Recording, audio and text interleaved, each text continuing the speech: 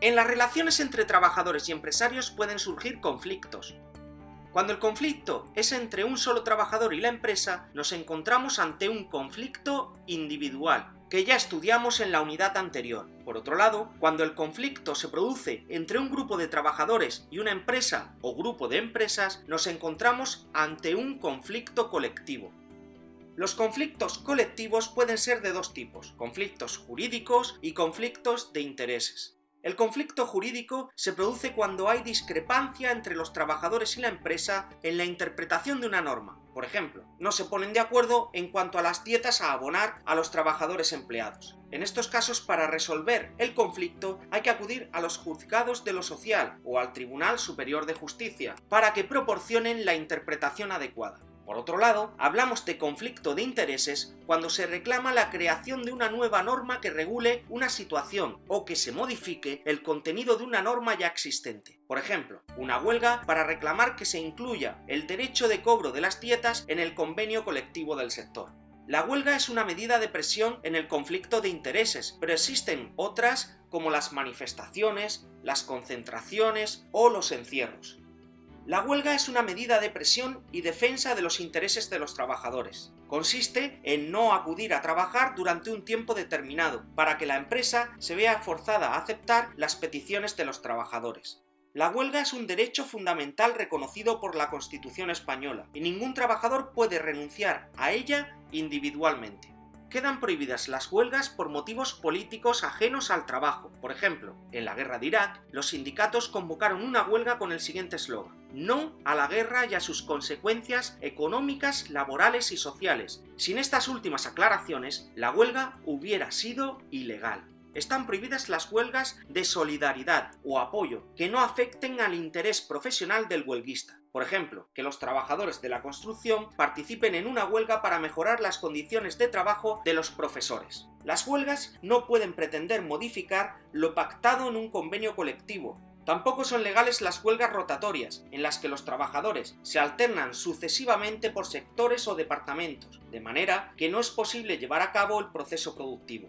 No están permitidas las huelgas estratégicas, donde la huelga solo la realizan determinados trabajadores que al cesar en su actividad impiden el desarrollo de la actividad en la empresa. También están prohibidas las huelgas de celo. En ellas, los trabajadores cumplen sus funciones con tanta minuciosidad que colapsan la producción o la prestación del servicio. Por ejemplo, el personal de tierra de una aerolínea cumple de forma estricta y rigurosa todas las reglamentaciones, ralentizando su trabajo y provocando numerosos retrasos en el aeropuerto. ¿Pero quiénes pueden convocar una huelga? Para que una huelga sea legal, puede ser convocada por la representación unitaria de la empresa, es decir, por el comité de empresa o los delegados de personal. También pueden convocar una huelga los sindicatos implantados en ese ámbito o los trabajadores por votación mayoritaria. La realización de una huelga debe ser comunicada, al menos con 5 días de antelación, a las empresas afectadas y a la autoridad laboral. En algunas comunidades autónomas existe un pacto entre empresarios y sindicatos para evitar ir a la huelga, mediante el que se debe intentar una mediación o un arbitraje con antelación a la convocatoria de la huelga. Los convocantes formarán un comité de huelga formado por un máximo de 12 trabajadores afectados por el conflicto. Este órgano representa a los huelguistas y tratará de llegar a un acuerdo que solucione el conflicto. Se debe respetar el derecho de los trabajadores que deseen acudir a la huelga, así como el de los que no deseen acudir a la misma. El empresario tiene prohibido contratar a trabajadores que sustituyan a los huelguistas. Los trabajadores en huelga pueden organizar piquetes informativos no violentos para hacer publicidad e informar sobre la huelga a los trabajadores afectados. Está permitido ocupar locales para ejercer el derecho de reunión y de información sobre la huelga. Durante la huelga, el contrato de trabajo de los trabajadores huelguistas queda en suspenso, por lo tanto, los trabajadores huelguistas no cobrarán su salario, ni la parte proporcional de las pagas extraordinarias, los domingos y los festivos. Los días de huelga no se pueden descontar de días de vacaciones, salvo que la huelga sea ilegal.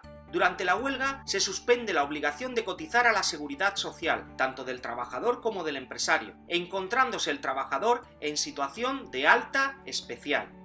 El cierre patronal es el cierre temporal del centro de trabajo.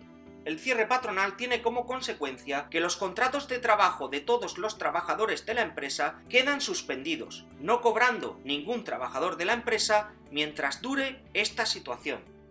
La empresa solo lo puede llevar a cabo si se da alguna de las siguientes causas: peligro para las personas o las cosas en el centro de trabajo. Por ejemplo, un piquete violento en una huelga comienza a romper los cristales o a pinchar las ruedas de los vehículos. Ocupación ilegal del centro de trabajo o peligro de que se produzca. Inasistencia o irregularidades que impiden el proceso normal de producción. Por ejemplo, en una empresa de 50 trabajadores no acuden a trabajar 40 por una huelga y es imposible producir en la empresa solo con los 10 trabajadores asistentes.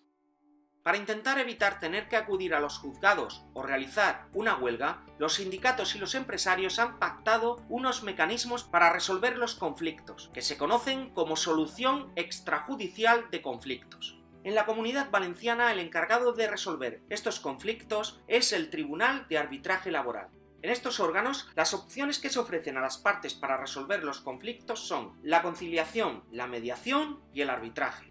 Mediante la conciliación, una persona intenta el acercamiento entre las partes, pero sin proponer soluciones. En la mediación, el mediador ofrece posibles soluciones y las partes deciden si las aceptan o no. Y cuando las partes aceptan utilizar el arbitraje, el árbitro decidirá la solución, que será de obligado cumplimiento para las dos partes.